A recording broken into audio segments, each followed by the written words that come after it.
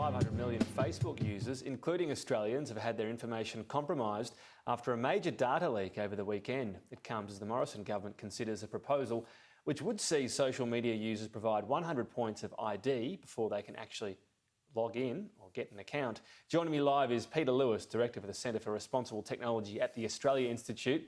Look, it's an interesting idea that's gained traction with, more talk of what we know is out there, some of the anonymous abuse online. Do you think there's a way this could work?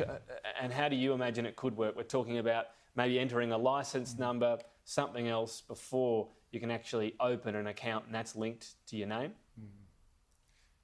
Hey, Tom. Yeah, what's clear is 100-point worth of personal information being handed over to Facebook isn't the answer. We do have sympathy for the notion that there should be greater responsibility on users of platforms and the platforms themselves to ensure that that what goes on a platform doesn't damage people. And the ID check proposal is in the context of a review into ways of keeping women and children safe. So it's in the context of domestic and family violence. We would prefer to see a legally enforceable obligation placed on the platforms, if you like, a social media AVO, where somebody who believes they're at risk of damage or bullying, harassment, can make get an enforceable order placed on those platforms to take down, to manage the interactions that occur on their platform. We think there should be responsibility, but we don't think the solution is to give Facebook or other platforms, for that matter, greater amounts of our personal information. Well, I mean, the data wouldn't necessarily have to go to Facebook. The government could set something up, for example. So there's one aspect. The other one is, under that proposal, don't you run into the issue again of anonymity? If somebody wants to get back at their partner in that situation, they can keep creating more accounts. Nothing on their side is liable. They can't be tracked down. And the person being abused is playing an unwinnable game of whack-a-mole.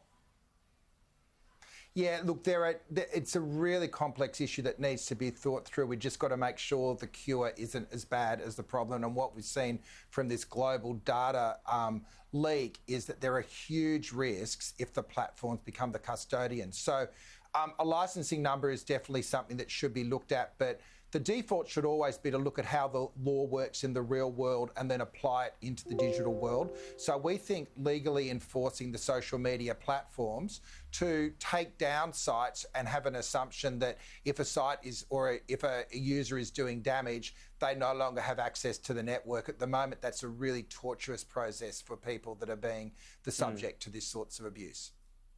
Right, but so that sorts out one particular user doing it.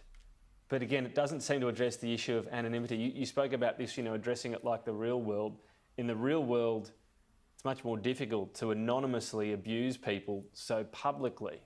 Are you offering any suggestion to that, or are you saying that's too difficult to tackle from your point of view?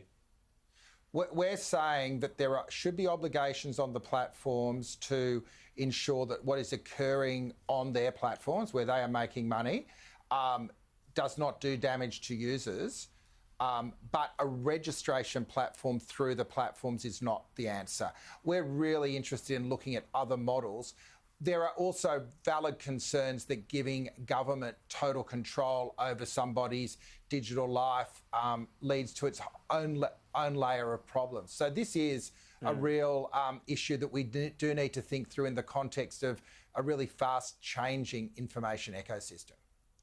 Right, but again, all the things you've said today don't address, and perhaps you're saying it's too hard, and that's fair enough. I'm not saying what I'm putting across is an answer without problems, but none of this addresses people being able to create accounts, anonymous accounts that keep popping up and abusing people. I mean, is there some way to do that through, I don't know, IP address? I don't know, that can be gotten around, but it's at least a little bit more difficult, that you can't just keep creating accounts. Yeah, IP addresses get blocked.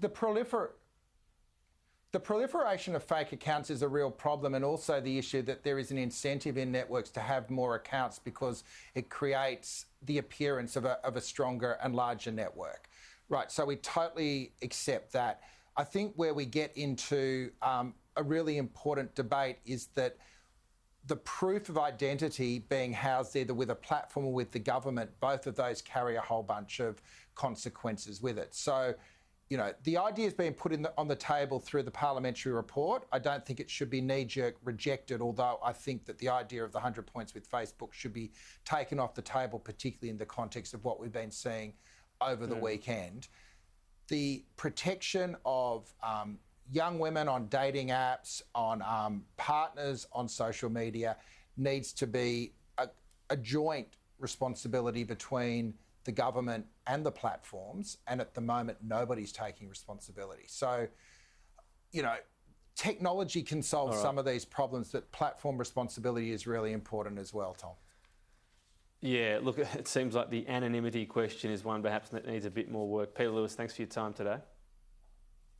Cheers.